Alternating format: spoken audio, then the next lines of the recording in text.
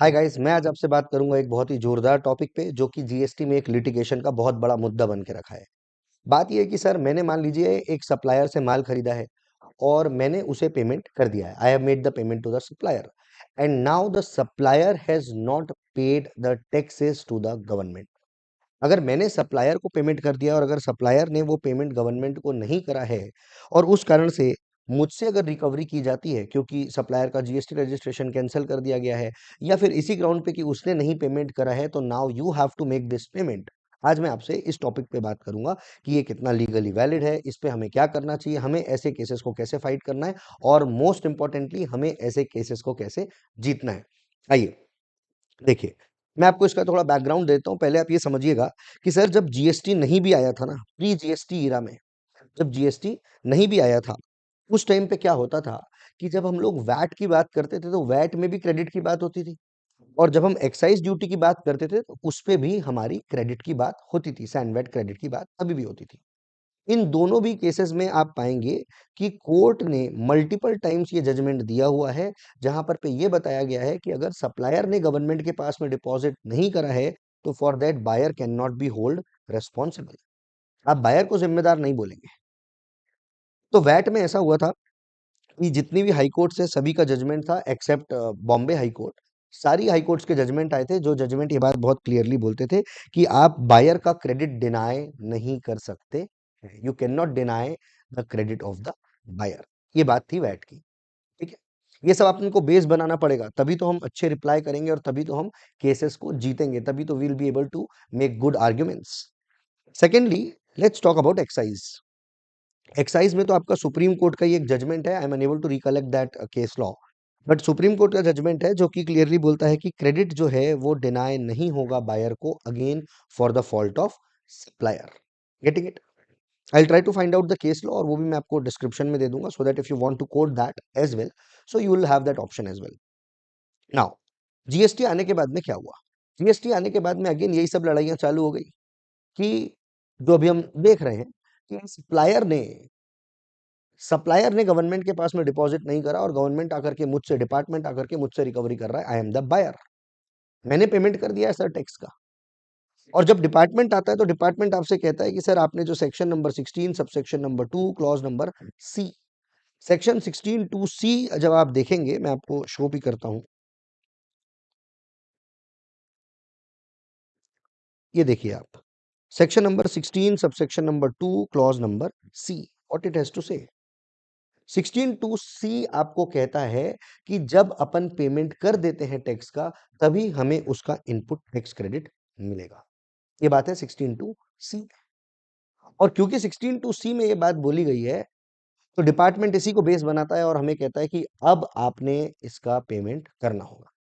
Now you have to make this payment, क्योंकि Orissa high court का judgment है वेदांता के केस में, जिसमें कि ये भी बोला गया है कि जो जीएसटी है, इनपुट टैक्स क्रेडिट जो है जीएसटी का, वो एक कंसेशन है। That is not a right which is given to the buyer, that is a concession given to the buyer. अब क्या होता है, पोस्ट जीएसटी क्या हुआ? जीएसटी आया, उसके बाद में अगेन ये सब इश्यूज चालू हुए और मैं आपको एक जजमेंट बताता हूँ। डी वाई बेथल एंटरप्राइजेस, बहुत ही पॉपुलर रेनाउंड जजमेंट है, मद्रास हाईकोर्ट का जजमेंट है, डी वाई बेथल एंटरप्राइजेस का। ये जो आप जजमेंट देखेंगे तो आप इसमें पाएंगे कि कोर्ट ने इसमें दो बातें कही। पहली बात कि अगर मान लीजिए, दो बेसिकली दो पॉइंट्स पे डिस्कशन हुआ। पहला पॉइंट ये था कि सर मैंने, I am the buyer, as a buyer मैंने ये पेमेंट कर दिया है टू द सप्लायर। नाउ अगर मान लीजिए उसका 3B फाइल हो गया है, तो मैं ये बात को कैसे इंश्योर करूं कि उसने जो 3B में टैक्स पे करा है वो एग्जैक्टली उतना ही है? क्योंकि हो सकता है मैटर आपका 17, 18, 18, 19 तरफ का हो। इनवॉइस बेसिस पे तो आपकी लिंकिंग होती नहीं है, तो मैं उसे इंश्योर नहीं कर सकता। मतलब कि I am being compelled to do something which is impossible. Supreme Court का वेल एस्टेब्लिश्ड जुरिस्प्रूडेंस है कि आप मुझे कोई भी ऐसी चीज करने के लिए नहीं बाध्य कर सकते हैं जो कि इम्पॉसिबल है। तो एज अ बायर मेरे हाथ में ही नहीं है ये चीज। How would I be able to take charge of it? How would I be able to control it? तो उसपे कोर्ट ने कहा कि भाई देखिए, अगर से कोई चीज जो है वो पॉसिबल नहीं है, उसे बायर कैसे करेगा? डीवाई बेथल एंटरप्राइजेस। सेकंड पॉइंट जो और ज्यादा मजेदार है, इसमें ये बोला गया कि सर अगर मान लीजिए सप्लायर ने पेमेंट नहीं करा है, तो क्या डिपार्टमेंट ने सप्लायर के अगेंस्ट में कोई प्रोसीडिंग्स करी है? क्या डिपार्टमेंट ने कोई सीरियस प्रोसीडिंग करी है? केवल नोटिस भेज देने से नहीं होता। क्या डिपार्टमेंट ने कोई सीरियस स्टेप्स लिए हैं to ensure that the amount is recovered from them? Unless they have not taken, क्योंकि रजिस्ट्रेशन तो डिपार्टमेंट ने ही उन्हें दिया है और डिपार्टमेंट ने ही मुझे भी दिया है। व्हाई इज इट हैपनिंग कि डिपार्टमेंट मेरे पास में आता है और मुझे कहता है आपको इनपुट नहीं मिलेगा, जबकि मैंने तो पेमेंट कर दिया है, मेरे पास में बैंक की रिसीट्स है, मेरे पास में इनवॉइसेस है, मेरे पास में ई वे बिल है, कोई फेक और बोगस ट्रांजेक्शन नहीं है मेरा। 100 में से 2 लोग, 1% होते होंगे जो बोगस करते होंगे, बाकी 99 का क्या? और इस चीज का कॉग्निजेंस लेते हुए कोर्ट ने जो रूलिंग दी वो यही कहा डिपार्टमेंट को कि अनलेस कोई सीरियस स्टेप्स नहीं लिए गए हैं for recovery, you can not ask the buyer to reverse the credit. ये आएगा आपका डीवाई बेथल एंटरप्राइजेस। अब इसके साथ में एक और जजमेंट है जो बार बार बोला जाता है, आस्था एंटरप्राइजेस का, पटना हाई कोर्ट का। वो जजमेंट में कोर्ट में ये बोला गया कि लॉ में क्लियरली लिखा गया है कि पेमेंट होना चाहिए, पेमेंट नहीं हुआ गवर्नमेंट को, और अगर गवर्नमेंट को मिला नहीं है पैसा तो आपको क्रेडिट क्यों मिलेगा? मतलब अगेन हम आ गए दोनों में कॉन्ट्रडिक्शन। तो आप जब डीवाई बेथल को कोट करेंगे और अगर से ऑफिसर जो है ही understands it well, then they are going to court, department is going to court Aastha enterprises. Getting the drift? ऐसे केस में अपन बीच में डेडलॉक में आ जाते हैं कि अब क्या करें।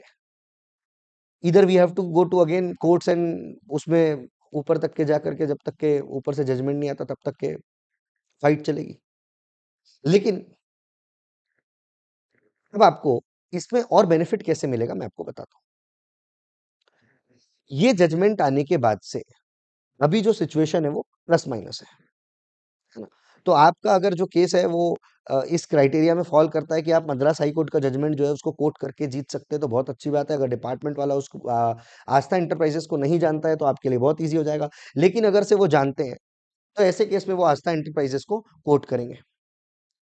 अब आपके पास में नेक्स्ट पॉइंट ऑफ आर्ग्यूमेंट ये बनेगा कि sir section number 41 CGST act, आइए सीधे मैं आपको सेक्शन दिखाता हूं ना।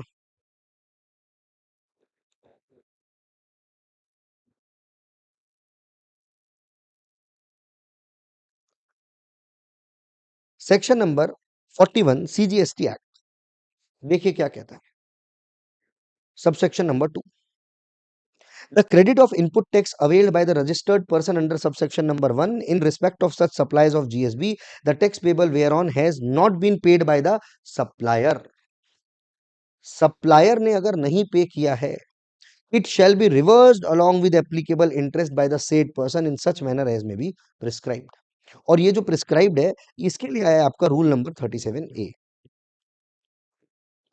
मतलब कि अब तो सेक्शन नंबर 41 आ गया जो कि लॉ में लिखा हुआ है, जो क्लियरली बोलता है कि रजिस्टर्ड पर्सन ने आईटीसी रिवर्स करना पड़ेगा। कब? अगर से सप्लायर ने पेमेंट नहीं किया है तो। Section number 41। अब department will use this and से कि भाई अब तो आपको टैक्स का पेमेंट करना पड़ेगा।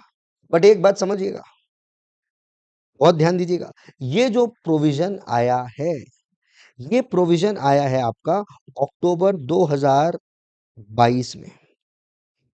1 अक्टूबर 2022 को आपका ये प्रोविजन आया। मतलब कि 1 अक्टूबर 2022 तक के ये प्रोविजन एप्लीकेबल नहीं था। मतलब कि ये चीज लॉ में नहीं थी और ये एक प्रोस्पेक्टिव अमेंडमेंट था, रेट्रोस्पेक्टिव नहीं, प्रोस्पेक्टिव अमेंडमेंट था। और क्योंकि ये प्रोस्पेक्टिव अमेंडमेंट था तो 41(2) बाद में आया है जिसने कि लॉ को ये पावर दिया है, डिपार्टमेंट को ये पावर दिया है कि वो रिकवरी कर सकते हैं, मतलब वो आपसे रिवर्सल करा सकते हैं। तो अगर से आपका मैटर 2022 के पहले तक के का है, तब आप ये आर्गुमेंट को यूज कर सकते हैं कि ये प्रोविजन आया ही इसलिए है क्योंकि पहले लॉ में इस चीज का प्रोविजन नहीं था। अगर पहले ही लॉ में प्रोविजन था तो फिर ये नया प्रोविजन क्यों ड्राफ्ट करें? Getting the drift? तो उन्होंने नया प्रोविजन ड्राफ्ट किया है विच इटसेल्फ सेज कि पहले ये प्रोविजन नहीं था, और इस ग्राउंड्स पे आप जा करके अपील फाइल कर सकते हैं, and most of the cases में आप इसमें जीत जाएंगे। अगर डिपार्टमेंट बहुत स्ट्रिंजेंट होता है तो it is again yet to be tested in court of laws, तो ऐसे केस में आपका जो मैटर है वो और हाई कोर्ट वगैरह में जाएगा। Getting it? सो आप इन चीजों को यूज कर सकते हैं और आप अपना केस लॉ इजिली फ्रेम करके इसमें जीत भी सकते हैं। ओके, आई होप इससे आपको फायदा हुआ होगा। अगर आपके पास में ऐसा कोई भी नोटिस वगैरह आया है तो आप इसको यूज करिए, और most probably you are going to win the case and you are going to save in lots of taxes. Yes, thanks, bye.